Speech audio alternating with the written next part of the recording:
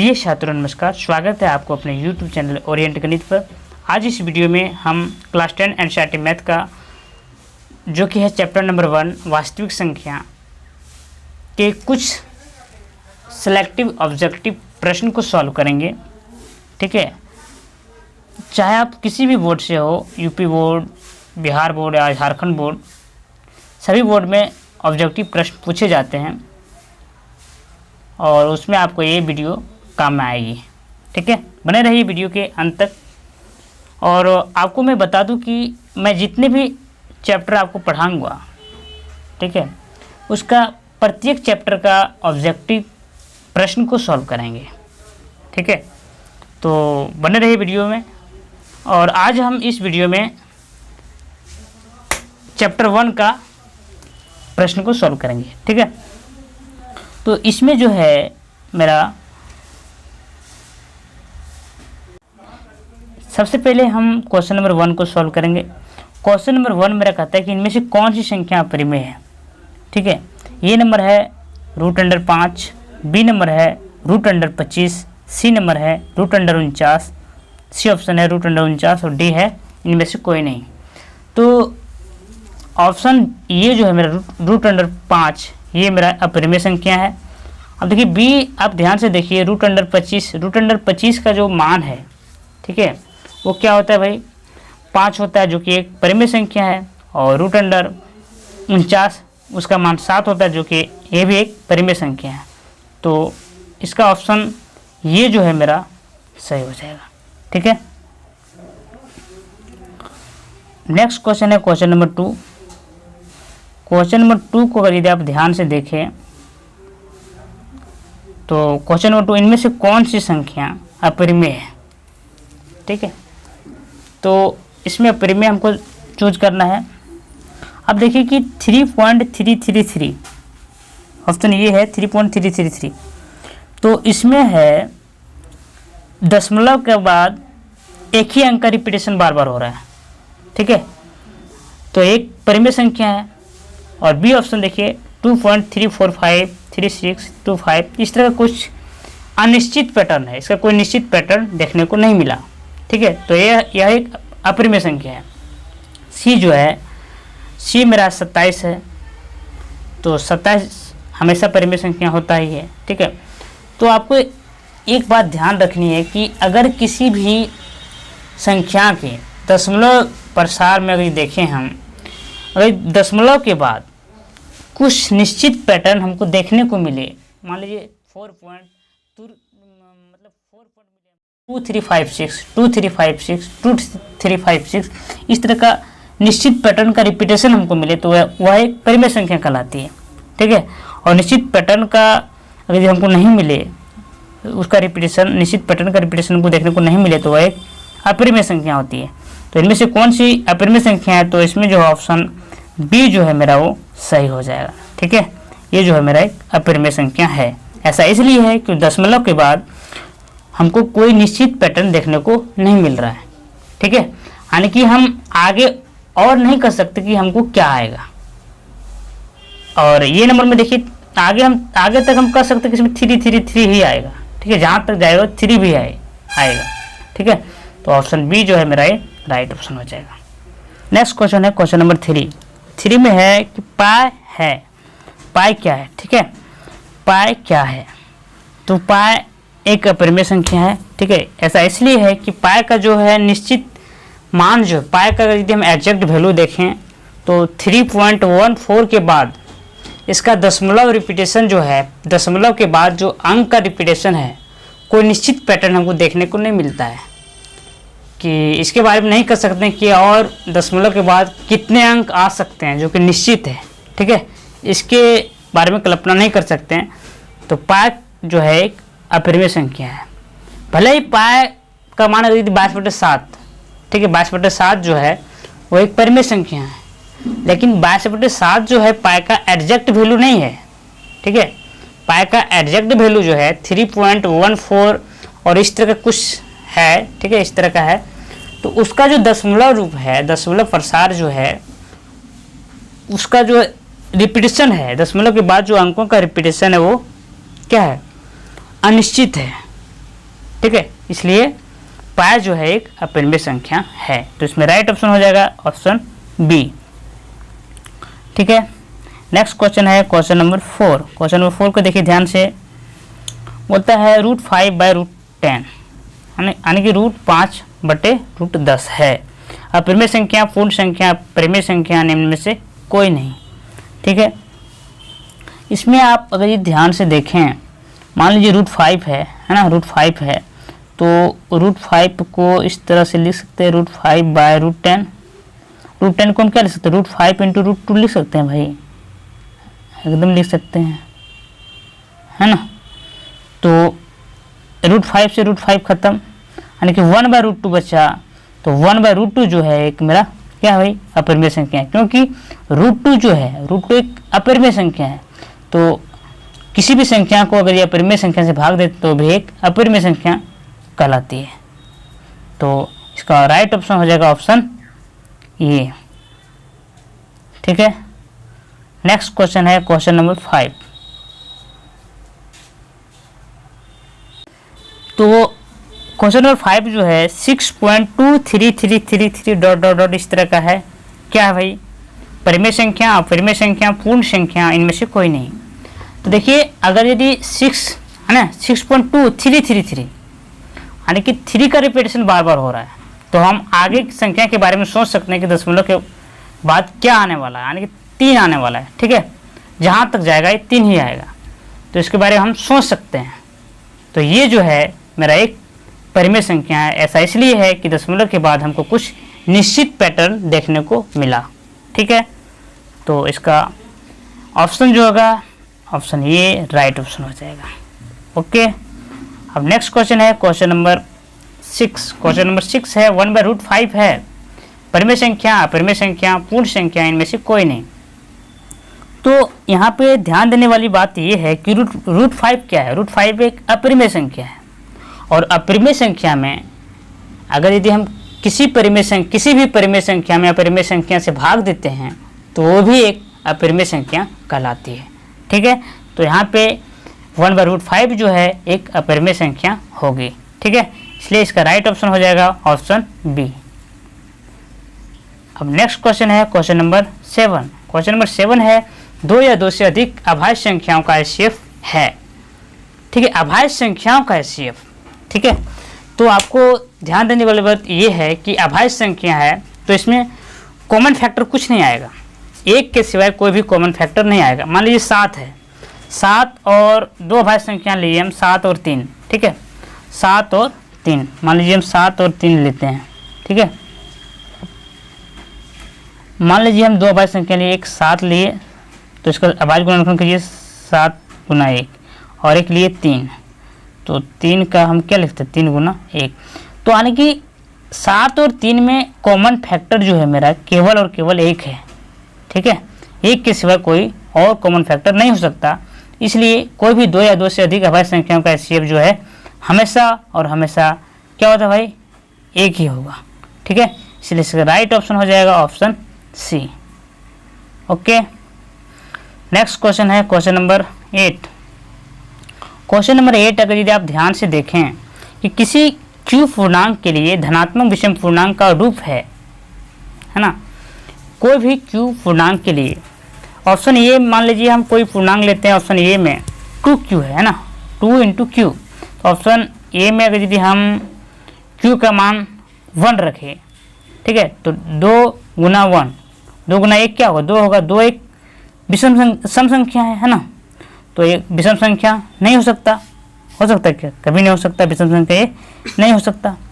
Option B जो है 6q है। 6q में अगर यदि हम q का मान कोई भी पूर्णांक ले लें, 1 रखते हैं, ठीक है 1, तो 6 है, 6 × 1 6 है। 6 कभी भी विषम संख्या नहीं होगा, एक या भी एक 6 जो है हमेशा सम संख्या होता है, विषम संख्या नहीं होगा, तो ये भी विषम संख्या नहीं हो सकता।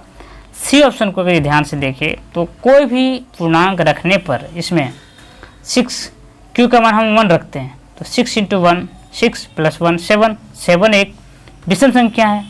मान लीजिए q का मान इसमें हम 2 रखते हैं, ठीक है, इसमें, ठीक है, तो हम इसमें 2 रखते हैं, तो 6 इंटू 2 क्या होगा 12 प्लस 1 13, जो कि 13 एक विषम संख्या है, यानी कि ये जो है कंडीशन मेरा सेटिस्फाई कर रहा है, तो ऑप्शन सी मेरा ये राइट ऑप्शन हो जाएगा।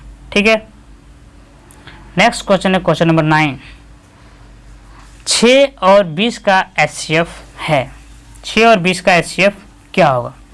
तो हम जानते हैं कि अगर यदि किसी का कॉमन फैक्टर हम करते हैं, मान लीजिए 6 का भाज्य गुणनखंड करें, 6 का भाज्य गुणनखंड हम करते हैं तो क्या होगा 2 इंटू 3 इंटू 1, ठीक है।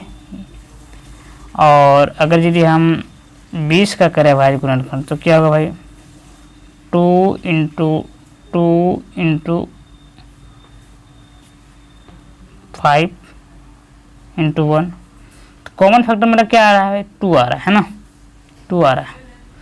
तो ये जो है HCF क्या होगा भाई इसका, 6 और 20 का HCF हमेशा क्या होगा 2 होगा। ठीक है, तो इसका राइट ऑप्शन हो जाएगा ऑप्शन सी। नेक्स्ट क्वेश्चन है क्वेश्चन नंबर 10। दो संख्याओं का गुणनफल बराबर होता है, तो दो संख्याओं का गुणनफल बराबर होता है उसके LCM और HCF के गुणनफल के बराबर होता है, यानी कि किसी भी दो संख्याओं का गुणनफल जो है उसके HCF है ना और LCM के गुणनफल के बराबर होता है। ठीक है, तो इसमें राइट ऑप्शन हो जाएगा ऑप्शन डी, HCF गुना LCM। ठीक है, क्वेश्चन नंबर 11 है क्या सभी परिमेय संख्याएं वास्तविक संख्याएं हैं? तो अगर हम वास्तविक संख्या को परिभाषा को देखें, ठीक है, तो वास्तविक संख्या किसे कहते हैं भाई? वास्तविक संख्या परिमेय तथा अपरिमेय संख्याओं के समूह को वास्तविक संख्या कहते हैं। ठीक है, वास्तविक संख्या के अंदर परिमेय और अपरिमेय संख्या दोनों आ गया। ठीक है, इसलिए परिमेय संख्या जो है सभी परिमेय संख्या वास्तविक संख्या होगी। ठीक है, इसलिए हाँ इसका ऑप्शन राइट ऑप्शन हो जाएगा ऑप्शन ये। ठीक है, नेक्स्ट क्वेश्चन है क्वेश्चन नंबर 12 है भाज्य और भाजक, ये मेरा भाजक है। ठीक है, थोड़ा सा टाइपिंग में मिस्टेक हो गया, इसके लिए सॉरी। तो भाज्य और भाजक बी के लिए ये बराबर BQ प्लस R में R के लिए सही है, तो ये बराबर ये मेरा क्या भाई भाज्य है, B मेरा भाजक है, Q जो है तो यहाँ पे Q मेरा जो है वो भागफल हो जाएगा और R जो शेषफल है। ठीक है, तो शेषफल जो है हमेशा भाजक से छोटा होगा। ठीक है, शेषफल जो है हमेशा भाजक से छोटा होगा और 0 के इक्वल हो सकता है।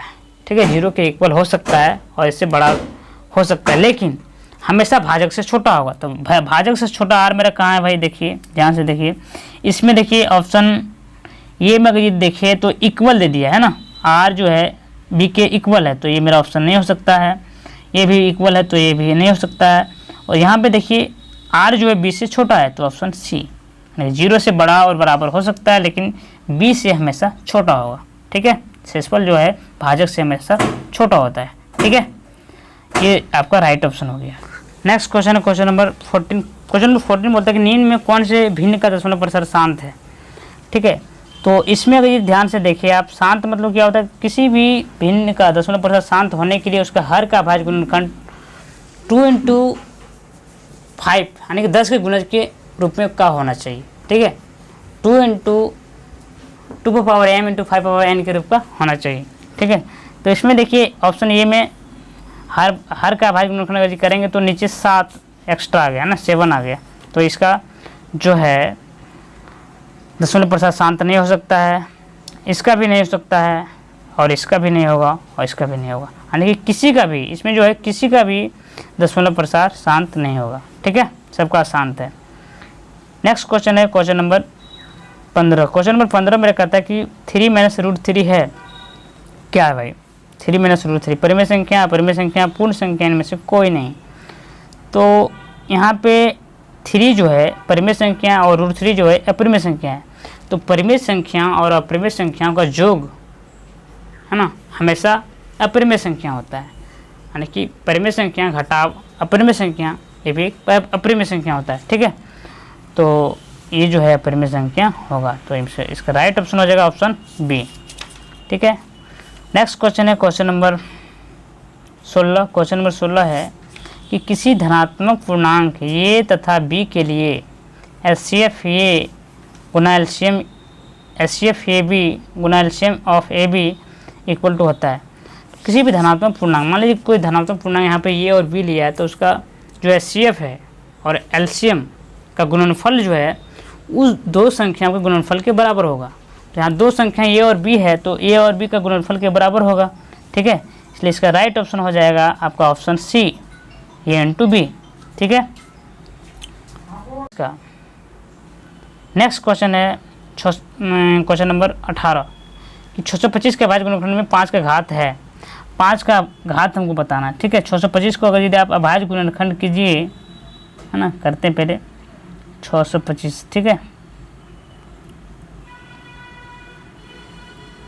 ना, 625 है तो क्या होगा भाई 5 इंटू 5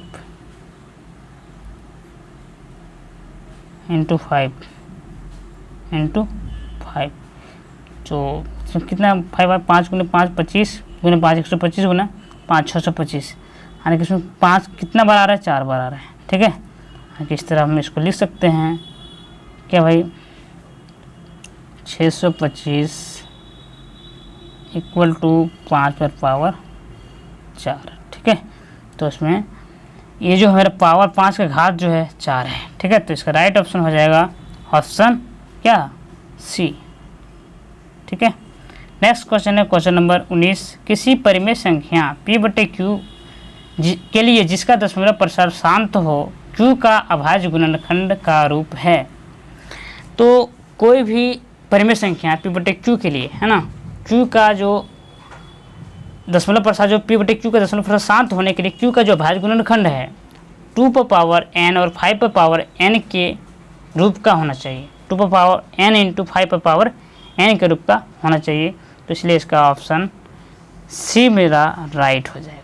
ठीक है, नेक्स्ट क्वेश्चन है क्वेश्चन नंबर 20। क्वेश्चन नंबर 20 है, निम्न में कौन सी परिमेय संख्या का दशमलव प्रसार शांत है। ठीक है, तो बोलता है ऑप्शन ए है 9, ठीक है, 2/9, ऑप्शन बी है 2/3, ऑप्शन सी है 2/5, ऑप्शन डी है 1/17। ठीक है, तो इसमें हम सबसे पहले देखते हैं कि किसमें हर का अभाज्य गुणनखंड 2 इंटू 5 के रूप का है। ठीक है, तो इसमें देखिए हर को देखिए, इसमें 9 है तो 9 से 2 और 2 गुने 5 के रूप का नहीं है, तो ये इसका दशमलव प्रसार कभी शांत नहीं हो सकता। ऑप्शन बी है, इसमें इसका भी देखिए हर, ठीक है, हर को देखिए 3 है तो हर में भी 2 इंटू 5 नहीं है, है ना। इसका जो हर है इसमें भी हर का अभाज्य गुणनखंड 2 गुने 5 के रूप का नहीं है, तो इसका भी दशमलव प्रसार शांत नहीं होगा। ऑप्शन सी जो है 2/5 है ना। ऑप्शन सी को अगर यदि आप ध्यान से देखें, ऑप्शन सी जो है क्या भाई 2/5 है ना, इसको लिख सकते हैं भाई 2/2 आने के लिख सकते हैं हमको 4/10। तो इसका जो है सी का जो है हर का अभाज्य गुणनखंड 2 इंटू 5 के रूप का है, तो इसका दशमलव प्रसार शांत होगा। ठीक है, डी का भी नहीं होगा। ठीक, ओके, आई होप आपको ये वीडियो पसंद आया होगा।